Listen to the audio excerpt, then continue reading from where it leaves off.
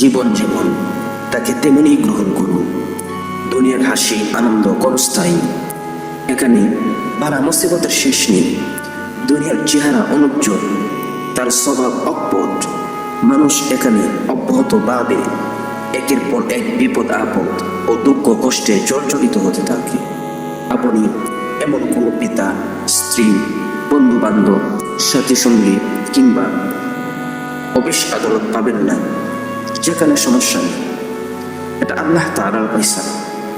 এখানে ভালো মন্দ উভয়ই থাকবে। এখানে যেমন ভালো থাকবে তেমন মন্দও থাকবে। সুখের সাথে দুঃখও আসবে।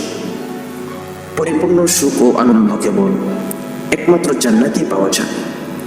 আর জাহান্নামে থাকবে কেবল মন্দ আর মন্দ, শাস্তি আর শাস্তি। পবিত্র হাদিসে বর্ণিত হয়েছে, দুনিয়া ও দুনিয়াতে যা কিছু রয়েছে তার সবই অভিশপ্ত।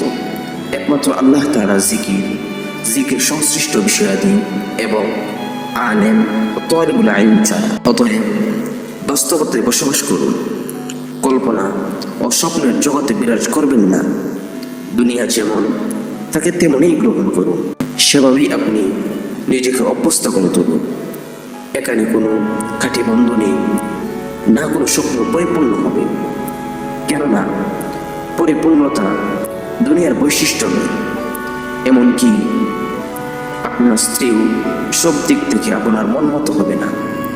পবিত্র হাদিসে বর্ণিত হয়েছে, কোনো মুমিন পুরুষ যেন কোনো মুমিনা নারীকে খারাপ না ভাবে।